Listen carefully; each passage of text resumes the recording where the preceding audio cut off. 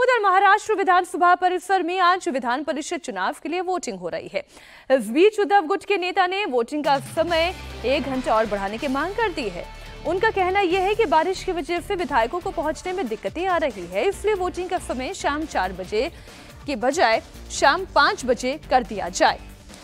महाराष्ट्र में सुबह 9 बजे से एमएलसी की 11 सीटों के लिए वोटिंग हो रही है, लेकिन वोटिंग के दौरान पॉलिटिकल पार्टीज को क्रॉस वोटिंग का डर है, जब क्योंकि 11 सीटों के लिए 12 उम्मीदवार मैदान में हैं।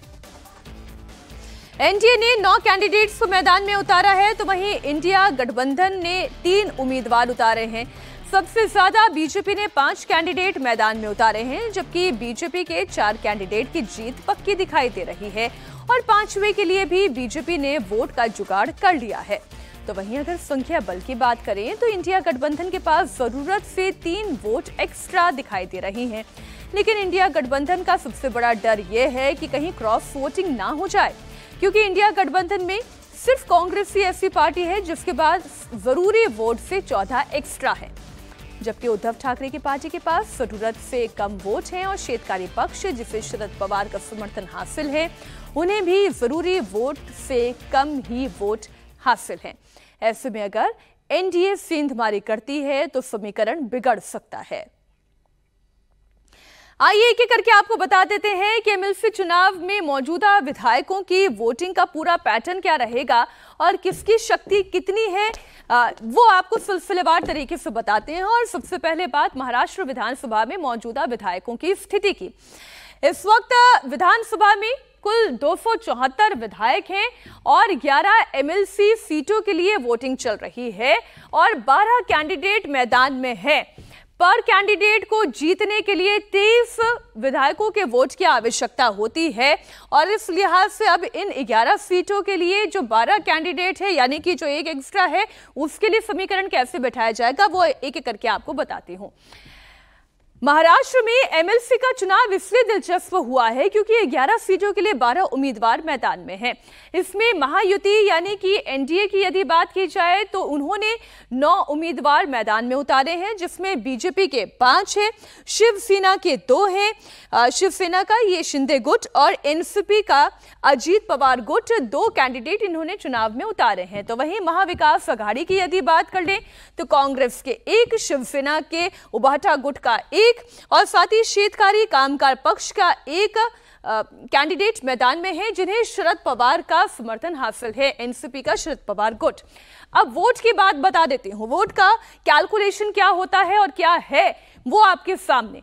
एनडीए ने कुल 9 प्रत्याशियों को मैदान में उतारा है और उनके पास कुल 203 वोट हैं। ये टोटल स्ट्रेंथ है एनडीए की। हर एक प्रत्याशी के लिए चूंकि 23 वोटों की आवश्यकता होती है, इसलिए अगर 23 को 9 से गुणा करेंगे तो 207 संख्या बनती है। लेकिन कितने वोट हैं? 203 वोट हैं, यानी कितने कम पड़ रहे हैं? 4 वोट कम पड़ रहे हैं।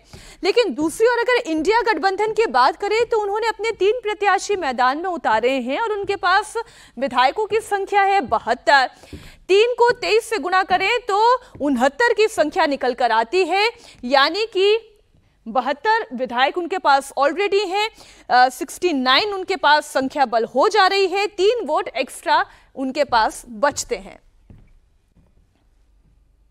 पंकजा मुंडे चुनावी मैदान में है और विधान परिषद के चुनाव के लिए जो हम कांटे की टक्कर देख रहे हैं, पंकजा जी क्या लगता है कितनी कांटे की टक्कर है, किस तरीके से चुनाव होगा? देखिए, मुझे पूरा विश्वास है, हम सत्ता में हैं, हमारे विधायकों की संख्या अधिक है और हम पूरी तरह विजयी होंगे, यह मुझे विश्वास है। लेकिन हम मतों का गणित अभी भी देखें तो बनता हुआ नजर नहीं आ रहा, कहीं ना कहीं तो जरूरत लगेगी। देखिए, ये चुनाव पूरी तरह से अलग है, पूरी तरह से व्यवस्था इसकी अलग है, एक अलग डिसिप्लिन है, तो मुझे पूरा विश्वास है हमारी पूरी टीम जीतेगी। अपनी जीत को लेकर आपके सभी सहयोगी? मैं यहाँ उम्मीदवार हूँ, ये चुनाव अलग है, लाखों लोगों का वोट लेकर चुनाव लड़ना और एक अलग अनुभव है, और ये लाखों के प्रतिनिधियों का वोट लेकर चुनाव लड़ना है, तो मेरे लिए अलग अनुभव है। पार्टी ने जिस तरह से प्लानिंग किया है उस तरह से हम लोग सिर्फ उम्मीदवार यही कह सकते हैं, हमें आत्मविश्वास है कि हम भाजपा उम्मीदवार बातचीत करने के लिए ये थी पंकजा मुंडे, जिन्होंने विश्वास व्यक्त किया है कि पार्टी ने जिस तरीके से पूरी योजना बनाई है उसके चलते बतौर उम्मीदवार वो चुनकर आएंगी, ये विश्वास पंकजा मुंडे व्यक्त करती नजर आ रही हैं।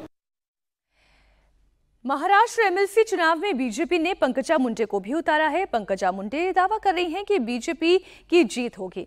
ऐसे में अब आप ये सोच रहे होंगे कि जीत को लेकर बीजेपी इतनी आश्वस्त क्यों है, तो इस कॉन्फिडेंस के पीछे विधायकों का अंक गणित है जो इस वक्त मैं आपके सामने रख रही हूं। महाराष्ट्र विधानसभा में बीजेपी की विधायकों की टोटल स्ट्रेंथ 103 विधायकों की है। बीजेपी ने अपनी ओर से कुल 5 उम्मीदवार मैदान में उतारे हैं, जिसमें से एक पंकजा मुंडे भी हैं, जिनकी बात आप सुन रहे थे। एक कैंडिडेट को चूंकि जीत के लिए 23 वोट की आवश्यकता पड़ती है, तो ऐसे में पांचों कैंडिडेट के लिए 115 वोट बनते हैं, लेकिन विधायक तो 103 है। ऐसे में 12 वोट कम पड़ रहे हैं। मतलब ये कि अगर 4 जीतते हैं तो उनकी जीत तो पक्की है, लेकिन 5वें के लिए 12 वोट की चूंकि कमी है तो इसे एडजस्ट करना है। महाराष्ट्र में अगर निर्दलीय विधायकों की संख्या की बात की जाए तो ये 14 है और वो सभी एनडीए के साथ हैं। इनमें से अगर 12 विधायक बीजेपी के पक्ष में वोट कर देते हैं तो ऐसे में उनके 5वें कैंडिडेट के लिए भी जो टेंशन है वो खत्म हो जाएगी, 5वां सदस्य भी उनका जीत जाएगा। लेकिन उद्धव ठाकरे की पार्टी तो दावा ये कर रही है कि इंडिया गठबंधन अपनी सभी 3 सीटें जीतेगा। हमारे साथ उद्धव बाला साहब ठाकरे गुट के सांसद अनिल देसाई हैं। सर, मतों का जो गणित है वो बैठ रहा है क्या? क्योंकि आपके 3 उम्मीदवार मैदान में हैं और आपके पास वोट कम है। मतों का गणित बैठने पर ही यहाँ पे आए और ये पूरी बातें सही रीत से रहेगी। तीनों पार्टीज़ के विधायक अपना अपना अधिकार, अपना अपना जो फ्रेंचाइज है वो यहाँ पे करेंगे और महाविकास आघाड़ी के तीनों प्रत्याशी जीत के हैं। हमारे सहयोगी समीर भी से इस वक्त महाराष्ट्र विधानसभा से ही लाइव जुड़े हुए हैं। समीर, फिलहाल वहां की स्थिति बताएं, कितने विधायकों को अभी तक आपने देख लिया जो वोट के लिए यहां पर पहुंच चुके हैं?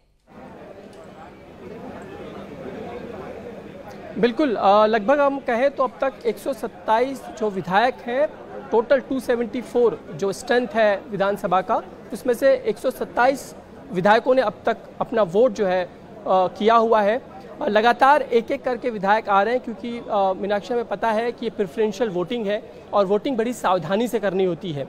पार्टी जिस हिसाब से वोटिंग का प्रेफरेंस तय करती है कि किसे पहला नंबर देना है, किसे दूसरा और किसे तीसरा, उस आधार पर ही करना होता है, क्योंकि आपका वोट वेस्ट नहीं होना चाहिए किसी भी तौर पे, क्योंकि एक एक वोट पे प्रेफरेंशियल वोटिंग बहुत मायने रखती है। इसीलिए पार्टी की ओर से हर एक को वो क्रम जो है बताया जाता है और उस हिसाब से ही वोटिंग की प्रक्रिया फिलहाल शुरू है।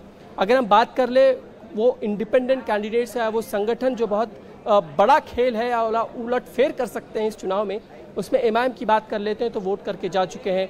जो अंदरूनी खबर मिल रही है उसमें से ये पता चल रहा है कि शायद उनका वोट एकनाथ शिंदे को गया हुआ है। प्रहार संगठन जो है, जिनके पास 2 एमएलए हैं, उन्होंने स्पष्ट तौर पे कह दिया था कि हम एकनाथ शिंदे के साथ जा रहे हैं। तो ये हिसाब हमें अब तक पता चल पा रहा है।